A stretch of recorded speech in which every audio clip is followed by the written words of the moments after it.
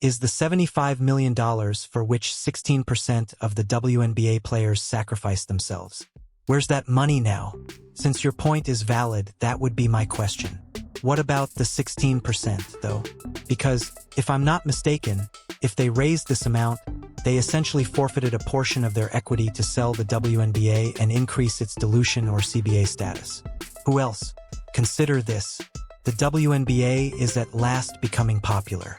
In the meantime, Nike has been working on something much larger, perhaps $1 billion project, and Sophie Cunningham responds, "No thanks. I'm rolling with roast beef."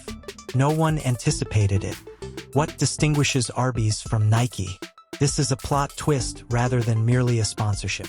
And welcome to the actual game, friend, if you thought the drama was on the court. Let's get into the crazy. As it happens, Sophie Cunningham is the new spokesperson for Arby's. Yes, exactly.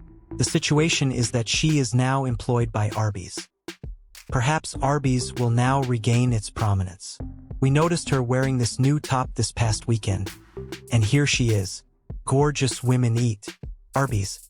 On the Arby's website, all small and giant sizes are already sold out. Caitlyn Clark is a huge fan. She enters every game with her eyes wide open and her chin likely still hurting from the last elbow that managed to hit her at full speed. She isn't even somewhat naive. She is fully aware of how the game is officiated and played. As a spoiler alert, those two aren't always interchangeable. Nevertheless, she continues to make three-pointers with pinpoint accuracy while navigating a basketball equivalent of a WWE cage fight in which the referees are either blind, dozing off, or simply emotionally incompetent. Hot Girls Eat Arby's t-shirts, featuring Indiana star Sophie Cunningham, are now available at Arby's, where they sell meats. By the way, it's sold out. They sponsored it, by the way. Whoosh, this one broke the internet.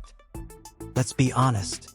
With the exception of Caitlyn, the regulations are more like guidelines. She is supposed to merely eat it and smile for the cameras while everyone else gets to practice full contact drills. Take the initiative. She is guilty of that. A mid-court, get mugged. Continue, says the reference, most likely to see if his FanDuel parlay is still active. This is no longer basketball. You play dodgeball while wearing sneakers. The only person who is prohibited from throwing anything back is Caitlyn. This year, the Indiana Fever have made that extremely popular. By the end of the season, I predicted she would be this team's second most popular player. Naturally, there was also the significant incident that occurred during the Connecticut Sun game. She was also referred to as Caitlyn Clark's enforcer by the end of that game. Correct. The person who has her back. It seems to be the only thing that has her back at times. Nevertheless, she remains. She does more than simply remain. She rules. Because the secret is right here. She is aware that this window is temporary. She is not counting on the officiating to be fixed by some enchanted justice commission. She is taking advantage of every single chance, every headline, every brand deal, and every ovation that isn't tinged with passive-aggressive hatred. There isn't a fairy god referee blowing a whistle and saying, "My bad, let's clean this up." The WNBA is going crazy over Clark. It's so bad that she might have to leave the WNBA, have a billionaire come in with the money to prove a point and say, "Caitlyn, I'll pay you $50 million just to see if the WNBA can make it without you. Let's go create a completely different league and expose the hell out of the WNBA just to embarrass this Angel Reese girl that Jay Hill just said she could go down as a Michael Jordan of WNBA. Pretend that the cheap shots are no longer subtle. We've witnessed less aggressive behavior in ice hockey. One day, people are being called for blatant incompetence, and the next day, Clark is being decked as though she owes someone money, and the officials are out there writing poems about the game's spirit. What spirit? Vengeful poltergeist. The double standard is so blatant that it could land her a commercial deal with Claritin. But she still breaks records while defenders hang off her like ornamental scarves. Oh, the noise. But when it's Caitlyn, it's suddenly character building, learning the ropes, and the league is physical. No, it's targeted chaos with a side of shrug that has led to a lot of opportunities. She complains too much, right? Because nothing says bad sportsmanship like asking for basic bodily protection. Imagine Steph Curry getting body slammed on a fast break and then being told to toughen up. No, wait. You can't imagine that because it wouldn't happen. Prior to yesterday's game against the Sky, Sophie Cunningham had been dominating on the basketball court for the past few weeks ever since she was added to the starting lineup. So, let's start with yesterday's events as she has gone viral. Okay, so she went viral for eating Arby's, but here she is smiling in post-game interviews as if she had just survived a 4-hour Gladiator reenactment, signing endorsements, breaking viewership records, and even drawing in her detractors just to watch. She's the reason half the nation remembers the WNBA this summer. You can either try to body slam it out of existence or market it. Good luck with the latter because her three-point shot has better aim than most of her defenders. She's not just surviving, she's building. She's out here playing four-dimensional chess with her offhand while being punched in the ribs. And it's not just about points, it's about... She's not just playing the game, she's bending it into content gold. You think those endorsement checks are slowing down? Absolutely not. Brands love her. She's gritty, she's electric, and she's the most illegally defended player since, well, ever. Every no call becomes a headline. Every bruise becomes a conversation. Every game that ends with her limping off the court becomes another viral clip that makes the league squirm. Unmeasurable greatness of Caitlyn Clark. The unmeasurable greatness of Caitlyn Clark. You know, I've said a lot of times that I like Caitlyn Clark, but I never told you why I really like Caitlyn Clark or what it is about Kay. Caitlyn Clark has unmeasurable greatness. You know what unmeasurable greatness is? When they give you a $28 million contract that's worth $280 million, right? That's what advertisers want. Talent, drama, and the unbothered ability to hit a logo 3 immediately after being tackled like she just stole someone's puppy. That's the real worth of Caitlyn, isn't it? The Caitlyn Clark effect has shaken up the NCAA basketball scene, right? And you know what? Good. Let her take advantage of every opportunity she gets. Let her sign every contract, appear on every billboard, and pose for every GQ Meets Sports Illustrated hybrid photo shoot they throw at her because she earned that attention with her ankles barely intact. And don't forget the fans who realize it and aren't stupid either. The reason tickets sell out when she's in town isn't because people enjoy watching someone get fouled with the regularity of a subway delay, but rather because she consistently shows up and gives the magic. And that's the part that drives everyone completely crazy because Caitlyn Clark doesn't want the drama, doesn't ask for the attention, and isn't interested in attracting attention. Talking about Clark, the WNBA player who deserves a max contract, is worth more than the players who are playing for the other team. She wants to play ball, that's all. There are no coded messages or secret handshakes. Just give her the ball, shut up the noise, and she'll casually score 30 points while being triple-teamed by players who have suddenly forgotten that basketball isn't a full-contact sport. The best WNBA player ever. And what happens when someone just wants to play and happens to be incredibly good at it? Everyone else freaks out. Coaches start plotting like they're planning a prison break. Players get a mysterious case of Clarkies, where defense turns into desperation and fundamentals are forgotten. Whole social media feeds explode with articles that range from mild praise to why she's the end of civilization. All because she's really, really good at something she shouldn't be this good yet. Isn't some overnight sensation. This didn't happen by accident. Caitlyn Clark didn't become a phenom overnight. Her parents were the ones who built, sculpted, and refined number 22. If you want to talk about class acts, look no further than the people who raised number 22. They didn't raise a diva or someone who expects everyone to bow down. Instead, they raised a baller with the vision of a chess master and the poise of someone who has been here for 10 years longer than she has. Whether she's draining threes or jogging to the bench for a timeout, she always brings not only talent but also values. Respect, hard work, accountability, and a love for the game with her to every arena she enters. The tears of joy are earned. Her rookie contract is for 4 years, just under $340,000. From an entrepreneurial standpoint, she earned over $3 million in sponsorship last year as a collegiate athlete, right? Nil. This makes me consider that there are many people who build brands and influence online, but not all. And you're talking about her income. Yeah. Like they couldn't even get her over $500,000. Because when someone is that committed, that modest, and that completely locked in, even when the world loses its collective mind around her, You can't help but cheer her on loudly, passionately, and yes, sometimes tearfully. They want to work for organizations and leaders, but when I see those numbers, I see failed leadership of the WNBA. Because Double C isn't just good at basketball, she's good at being herself. She doesn't do drama queen or fake "I'm here to prove you all wrong" monologues or wave a banner to get attention.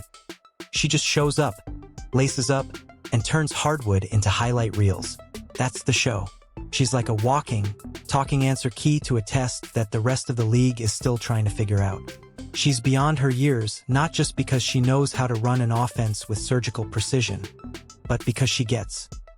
She knows the platform, the pressure, and the duty, and she wears it all like it's part of the uniform. No flopping, no complaining, just an unwavering focus that says, "I'm here to hoop." She's out here being mauled like she's the main course at a defensive buffet. And the worst you'll see is an eye roll or a courteous conversation with the official who apparently misplaced his whistle and possibly his glasses. No ejections, and maybe steal your soul with a behind-the-back dime while falling out of bounds. You know, the big talk has been about the money thing. I heard about her Caitlyn contract today. For 300 is crazy. She's making $76,000 this year. I always see people break it down. First, they said that she's making $77,000 a year. They said that James Harden got fined $100. But someone is lying. What is their season? For months. Instagram tier. Just Double C being Double C. Cool, calm, and casually torching your favorite team without breaking a sweat. She's too confident. Oh no, not confidence. How dare a woman believe in herself? She's getting too much attention. It's short. For months, you're making $76,000. It's not just bad, but for her it's bad. But it's terrible, I think. And it's more because we've known it's been bad. Caitlyn Clark is good for business, good for the game, and great for reminding people that basketball isn't a genre, but an art form. And the idea that she's not tough enough, please. The girl is built like a steel trap, disguised as a smile. You don't take the punishment she's taken while still producing must-watch performances night after night and come out without a. It's not just talent. It's grace under pressure. What's crazy is that some people still want her to change, tone it down, be less, smile more, and apologize for being better. But here's a revolutionary idea. Perhaps she's perfect just the way she is, and perhaps the league needs more people like her, not more people like her. She's taking hits and criticism from all sides, and somehow she's still able to lift her teammates, carry the crowd, and make the league more relevant than it has been in decades. The WNBA will make $1 billion this year with a crossover and a step back. But that's okay. Fanatics' overall merchandise sales have increased by 500% since Caitlyn Clark joined the league, and Dick's Sporting Goods' overall merchandise sales have increased by 233%. Fever's net worth has increased from $90 million to $340 million, and the average price of games has increased by 140% if they play on the road. The WNBA signed an 11-year TV deal worth $2 billion, which led to the league's expansion to 15 teams by 2028. So, for the fans, oh, we love her, we see her, and we know that this isn't just basketball, it's a story, and we're watching it unfold in real time like a Netflix series without filler episodes. From the young woman who broke attendance records and gave girls everywhere a chance to cheer. Overall, WNBA attendance has increased by 50%. Thank you, because you know what happens when someone who is gifted also happens to be genuinely good. You root for them harder, you defend them louder, you throw pillows at your TV when the referees act like they forgot how the rules work, and you cry tears of joy when they win. This is bigger than hoops, this is history. And the fact that she is doing it with kindness, class, and zero diva energy makes it even harder. You don't just become a fan, you become a part of the ride. Let's give her every award, endorsement, thunderous applause, custom sneaker deal, and parade down Main Street. Let her bathe in trophies. Let her name be inscribed in every timeline, record book, and viral video where someone is smashed by a no-look pass that even the cameraman missed. Because if anyone has truly earned it, it's Caitlyn. She's more than just a shooter. She's a spark, a movement, and a rising tide in sneakers that somehow manages to smile despite the storm. In general, what do you guys think about the conversation between that, and then what do you guys think of the major deal that she is receiving? I think that anyone who is upset about Caitlyn Clark's deal doesn't understand the publicity that's on the line here. It's consistent, elegant, and not loud or brash. She's signing an 8-year, $28 million Nike deal, but for some people it caused controversy because they said that there are other WNBA players in the league who don't even have a deal like that. It's undeniable that you would have to pay top dollar for that kind of promotion, so yeah, much love to number 22. We see you, we support you, and we're cheering not just because you're good, but because you're right. You embody everything we want from the game and more. Don't change. Keep being CC and let the rest of the world emulate you. Of course, some people are. It's obvious that some people will unplug the entire thing out of spite. But guess what? They don't dislike Caitlyn. They dislike how easily she's exposing the cracks in a system they thought was watertight. They're still clutching their pearls, complaining about media bias and too much attention. Because nothing screams media darling like being the human crash test dummy of the WNBA. Let's call it what it is. Jealousy in a jersey. Because whether the referees want to or not, history already is. And it's not subtle. It's loud. It's record-breaking. And it wears number 22. The future doesn't care. The cameras are rolling. The contracts are signed.